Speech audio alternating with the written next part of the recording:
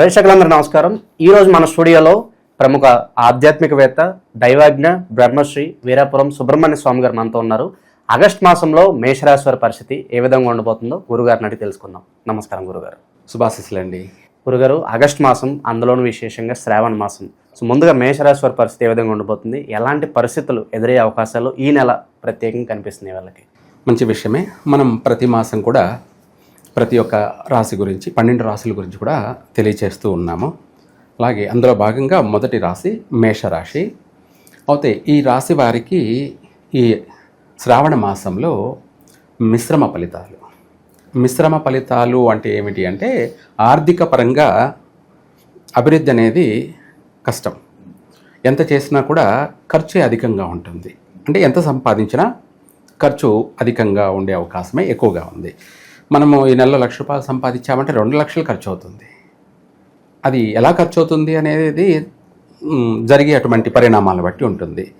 అయితే విషయం ఏంటంటే, మొత్తం మీద ఆర్థిక పరమైనటువంటి విషయాలలో ఈ మాసంలో అప్పులు చేయాల్సిన పరిస్థితి కూడా వచ్చే అవకాశం ఉంది.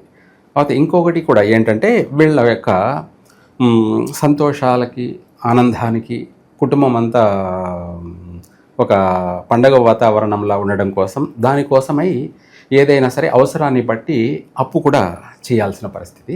అది చేస్తారు కూడా. రుణం అంటే ఏదైనా ఇల్లు కొనేదానికి కావచ్చు, లేదంటే ఏదైనా వాహనం కొనడం కావచ్చు. ఇటువంటి యోగం ఉంది. ఆర్థిక పరంగా ఆదాయం తక్కువ ఉంది, కానీ జలసాలకి, అవసరాలకి, సంతోషాలకి, శుభకార్యాలకి, వీటికి అప్పు చేయాల్సింది వచ్చే అవకాశం ఉంది. ఆ రుణం కూడా కొంతమందికి అయితే పుడుతుంది, కొంతమందికి కాస్త పుట్టకపోవచ్చు. మొత్తం మీద ఓవరాల్గా ఏంటంటే, ఈ మాసంలో శ్రావణ మాసంలో గృహయోగ అవకాశాలు ఉన్నాయి, నూతన వాహన యోగ అవకాశాలు ఉన్నాయి, తీర్థయాత్రలు కూడా చేస్తారు. చక్కగా కుటుంబం అంతా కూడా సంతోషంగానే ఉంటుంది. ఆర్థిక పరంగా ఇబ్బంది ఉన్నప్పటికీ కుటుంబంతో కలిసి వాళ్ళు సంతోషంగా గడపడం కానీ, పుణ్యక్షేత్రాలు దర్శనం చేసుకోవడం కానీ, లేదా విదేశీయాన యోగాల గురించి ప్రయత్నం చేసి వెళ్ళడం కానీ. ఇప్పుడు మనకు తెలిసిందే కదా, వృత్తిరీత్యా ఎక్కడెక్కడో వెళ్ళి స్థిరపడాల్సిన అవసరం. కాబట్టి దానికి తోడు అవకాశం వచ్చిందంటే తప్పకుండా ఎవరైనా వెళ్తారు. అవకాశం లేకపోయినా కూడా ప్రయత్నం చేస్తూ ఉంటారు. అలా వాటిల్లో ఎక్కడికైనా బయట దేశాలకు వెళ్ళాలని ప్రయత్నం చేసే వాళ్ళకి జరిగే అవకాశం ఉంది, నెరవేరుతుంది కూడాను. ఆర్థిక పరమైనటువంటి ఒడిదుడుకులు ఉన్నా కానీ నగలు కొనడం, అంటే బంగారు కొనడం కానీ, కుటుంబంలో పెళ్ళిళ్ళు చేయడం కానీ, నిశ్చయితాంబూలాలు పుచ్చుకోవడం కానీ, ఎటువంటి శుభకార్యాలైనా కూడా జరిగే అవకాశం ఉంది. దానికోసమై కూడా వీళ్ళు అప్పు చేయాల్సిన పరిస్థితి, అలా రుణం అనేది చేయవలసి వస్తుంది. మొత్తం మీద ప్రతి శుభకార్యం కూడా పాల్గొనడం కానీ, లేదంటే వీళ్ళ కుటుంబంలో చేయడం కానీ, లేదంటే చేస్తున్నటువంటి శుభకార్యాలు అటెండ్ కావడం కానీ, అలాంటివన్నీ కూడా ఈ మాసంలో అధికంగా ఉన్నాయి మేషరాశి వాళ్ళకి. ఇంకా చెప్పాలంటే మేషరాశి వాళ్ళకి వీటితో పాటు వీళ్ళు ఏదైనా సరే కొత్తగా నూతన కార్యక్రమం చేయాలనుకున్నప్పుడు ఆదివారం రోజు చేయకూడదు. ఇంపార్టెంట్ పనులు అంటే ఏదైనా ఇల్లు కొనడం కానీ, లేదంటే వాహనం కొనడం కానీ, గృహప్రవేశం చేయడం కానీ, కొన్ని ఏదైనా సరే వస్తువులు కొనడం కానీ, వస్తువులు అంటే బంగారు నగలు కానీ, లేదా ఎచట్రా ఇటువంటి ఏమైనా కొన్నారనుకోండి ఆదివారం రోజు, అవి మళ్ళీ పోయే అవకాశమే ఉంది. ఆదివారం అనేది మేషరాశి వాళ్ళకి ఘాతువారం. మేషరాశి వాళ్ళందరికీ కూడా అది ఇంపార్టెంట్ పనులు ఏమన్నా ఆదివారం అవాయిడ్ చేయాలి. వాహనం కొన్నారనుకోండి ఆదివారం రోజు, దానివల్ల తరచు ప్రమాదాలు, వాహనానికి రిపేర్లు, మనకు ఖర్చు, ప్రమాదాలు అంటే అనేక నష్టాలు కూడా జరిగే అవకాశం ఉంది. దానివల్ల ఏంటంటే సర్వ విధాల కూడా నష్టం జరిగే అవకాశం ఉంది. బెడ్ వచ్చిన వేళ గుడ్డొచ్చిన వేళ అన్నట్టుగా మనం ఒక వాహనం కొన్నామంటే, ఒక బైక్ కొన్నామనుకో, అది మనకు కలిసి రావాలి. దానివల్ల మనం చక్కగా అభివృద్ధి చెంది మనం ఇంకొక కారు కొనే స్థాయికి ఎదగాలి. కారు కూడా కొనేసేయాలి. అంటే అప్పుడు ఏమిటంటే దాని యొక్క అర్థం అక్కడ పాజిటివ్, అంటే మనకు కలిసి వచ్చిందా లేదా అన్నది స్పష్టంగా తెలిసిపోతుంది. అట్లాగా అభివృద్ధి చెందాలి, నష్టపోకూడదు. నష్టపోయిన తర్వాత నాకు ఎవరు చెప్పలేదు, ఇది నాకు తెలియలేదు, తెలిసింటే నేను ముందే జాగ్రత్త పడేవాడిని అని అందరూ అనుకుంటారు తర్వాత. కానీ ఏది ఏమైనా కానీ ప్రతి ఒక్కరు కూడా మనం చేసేటప్పుడు శుభ సమయం అంటూ ఒకటి చూసుకోవాలి. ఎందుకు అది కూడా చూడాలి అంటే మనం బాగుపడడం కోసానికి, నష్టపోకూడదు. అందరూ సుఖంగా సంతోషంగా మామూలుగా రాత్రికి కుబేరుడు కావాల్సిన అవసరం లేదు, కాకపోతే వాళ్ళు ఇబ్బందులు పడకూడదు, దరిద్రాన్ని అనుభవించకూడదు. చక్కగా ఆనందంగా కుటుంబంతో కలిసి సంతోషంగా జీవించాలి అంటే, ప్రశాంతంగా మనశ్శాంతిగా వాళ్ళు అభివృద్ధి చెందాలి అంటే కంపల్సరిగా ఏ వారం చేస్తే బాగుంటుంది, ఏ తిథిలో చేస్తే బాగుంటుంది, ఏ మాసంలో చేస్తే బాగుంటుంది. ఇదే కాకుండా శుభ సమయం అంటే లగ్నం, ఏ లగ్నంలో చేస్తే బాగుంటుంది అనేది కూడా మనం ప్రతి ఒక్కరికి అవగాహన కలగాలి. ఎక్కువ గురుగారు ఏ కలర్కి ఇంపార్టెన్స్ ఇస్తే కూడా బాగుంటుంది అనేది ఏమన్నా చెప్పొచ్చు అంటే 100%. కలర్ కానీ వాస్తురీత్యా దిశ, ఏ రాశి వారికి ఎటువంటి దిశ, అలాగే మీరు అన్నట్టుగా కలర్ అనేది ఈ మేషరాశి వాళ్ళకి ఎరుపు బాగా కలిసి వస్తుంది. చక్కగా 100% ఎరుపు వీళ్ళకు సర్వ విధాల కూడా యోగాన్ని ఇస్తుంది కూడా కలరు. రెండవది తెలుపు కూడా, తెలుపు. ఈ రెండు చక్కగా బాగా వీళ్ళకు పాజిటివ్ వైబ్రేషన్ ఉంటుంది. వీటితో పాటు కూడా ఎల్లో కూడా బాగానే వీళ్ళకు కలిసి వస్తుంది. ఈ మూడిట్లో మెయిన్ కలర్ వచ్చేసి ఎరుపు. తర్వాతనే ఒక బ్లాక్ మాత్రం వాడకూడదు. ఎవరు? మేషరాశి వాళ్ళు బ్లాక్ మాత్రం వాడకూడదు. మిగతా సిల్వర్ కలర్ కావచ్చు, ఎల్లో కావచ్చు, అలాగే మనం ఇందాక చెప్పుకున్నట్టుగా వైట్ కావచ్చు, లేదంటే నెంబర్ 1 ఎరుపు. ఈ ఎరుపు వర్ణం అయితే వీళ్ళకి చక్కగా కలిసి వస్తుంది. దీంతోపాటు వీళ్ళకు అదృష్ట దిశ మన మేషరాశి వాళ్ళకి వాస్తవంగా మనకు వాళ్ళ పుట్టిన సమయాన్ని బట్టి, లగ్నాన్ని బట్టి మనము అదృష్ట దిశ అనేది నిర్ధారణ చేయాలి. అంటే రాశిలో 3 నక్షత్రాలు ఉంటాయి కాబట్టి ప్రతి రాశిలో కూడా. అలా కాకుండా రాశి ఓవరాల్గా ఈ రాశి వాళ్ళకి ఏ ఫేస్ అయితే బాగుంటుంది అంటే తూర్పు ఫేస్ కానీ నెంబర్ 1. సెకండ్ ఆప్షన్ ఏమన్నా ఉంది అంటే దక్షిణ ఫేస్.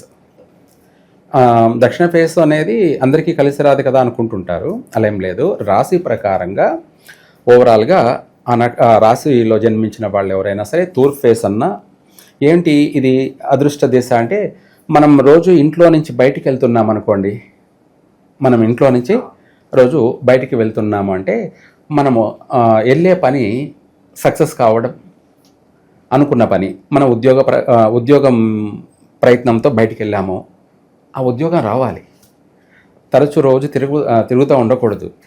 లేదు మనం ఒక పని మీద వెళ్ళాము అంటే ఎవరినైనా ఆర్థికంగా డబ్బులు అడగడానికి వెళ్ళాము, మనం వెళ్ళిన దిశ అనేది మనకు కలిసి రావడం వల్ల మనం అక్కడికి పోయి అడగడం వల్ల ఏమవుతుందంటే లేదనకుండా సహాయం చేస్తారు తప్పకుండా.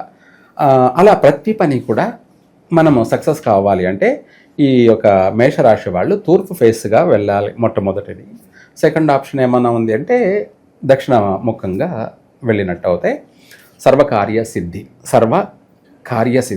ప్రతి పని కూడా సక్సెస్ అవుతూ ఉంటుంది. ఇది ఈ యొక్క మేషరాశి వాళ్ళు. అలాగే దాంతోపాటు వీళ్ళకు లగ్నం అనేది కూడా ఉంటుంది. లగ్నం అంటే మనకు ఇంగ్లీష్లో టైం, మనకు తెలుగులో లగ్నం.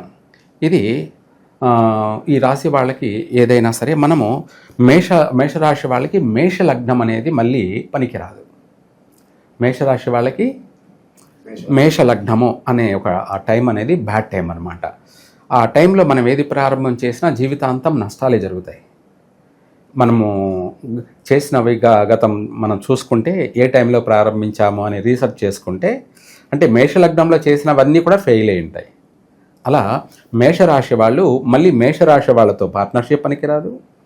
మేష లగ్నంలో కూడాను ఇంపార్టెంట్ పనులు చేయకూడదు. తర్వాత నక్షత్రాలు లేకొచ్చేటప్పటికీ మకా నక్షత్ర జాతకులతోటి ఎటువంటి పార్ట్నర్షిప్ పనికిరాదు. వాళ్ళతో ఏదైనా బిజినెస్ పార్ట్నర్షిప్ చేశారనుకోండి, వీళ్ళకి లాస్ అయిపోతుంది. ఎవరికి? మేషరాశి వాళ్ళే నష్టపోతారు. వాళ్ళ వల్ల సర్వ విధాలా కూడా నష్టపోతారు. ఆర్థిక పరంగా నష్టపోతారు. మళ్ళీ పోలీస్ స్టేషన్లు, కోర్టులు, వ్యవహారాలు, తగాదాలు, ఇంత పెద్ద నష్టాలు జరిగే అవకాశం ఉంది. మకా నక్షత్రం వాళ్ళతో ఎటువంటి పార్ట్నర్షిప్ పనికిరాదు. ఒక బిజినెసే కాదు, లైఫ్ పార్ట్నర్ కూడా. మేషరాశి వాళ్ళు మకా నక్షత్ర జాతకురాల్ని అమ్మాయిని వివాహం చేసుకున్నా, లేదా అమ్మాయి మేషరాశి అనుకోండి, అబ్బాయి మకా నక్షత్ర జాతకుడిని చేసుకున్నా ఏ రోజైనా సరే వీళ్ళు విడిపోవాల్సిందే. ఏ రోజైనా విడిపోవాల్సిందే. ఎక్కువ సంఖ్య కూడా ఇలా విడిపోయి ఉంటారు. 100 మంది వివాహం చేసుకొని ఉంటే అందులో కనీసం ఒక 50% కంపల్సరీగా 50% విడిపోయి ఉంటారు. మిగతా వాళ్ళు అంటే ఇంకా పడుతూ ఉంటారంటే అవి చెప్పుకోలేని బాధలు పడుతూ ఉంటారు పాపం. సంసార జీవితం అనేది అతలాకుతలం, నష్టాలు అధికంగా, ఇలాంటి సమస్యలన్నీ కూడా వాళ్ళకు ఎదురయ్యే అవకాశం ఉంది మేషరాశి వాళ్ళకి. అందుకనేసి ఈ మేషరాశి వాళ్ళకి ఈ ఆగస్టు శ్రావణ మాసంలో వీళ్ళు భక్తి శ్రద్ధలతో రాబోతుంది.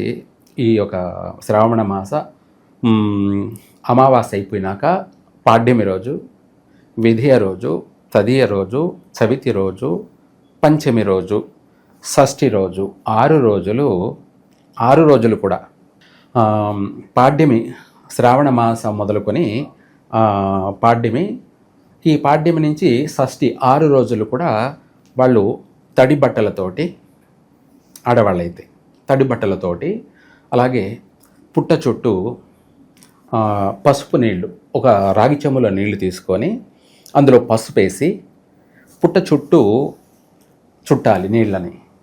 అలా చుట్టినట్టయితే ఈ రాశి వాళ్ళకి, ఆ స్త్రీలకి సుమంగళిగా ఉంటారు. మొదటి పాయింట్ సుమంగళిగా అంటే వాళ్ళు తన భర్త మన ఆరోగ్యపరంగా బాగుంటారు, ఎటువంటి ప్రాణ నష్టాలు ఉండవు, ఇద్దరు కూడా క్షేమంగా ఉంటారు, చిరకాలము ఉంటారు, సంపూర్ణ ఆయుష్ కలుగుతుంది, అలాగే మంచి ఆరోగ్యము కలుగుతుంది. దీంతోపాటు వీటన్నిటితో పాటు కూడా సంతానం ఆలస్యమైనటువంటి వాళ్ళకి, సంతానం లేనటువంటి వాళ్ళకి మంచి పుత్ర సంతాన ప్రాప్తి కలుగుతుంది. 6 రోజులు కూడా ఇలా చేయాలి. ఇది నీళ్ళలో పసుపు వేసి మనము చుట్టడం వల్ల ఏమవుతుందంటే 6 చుట్లు చుట్టాలి రోజు కూడా.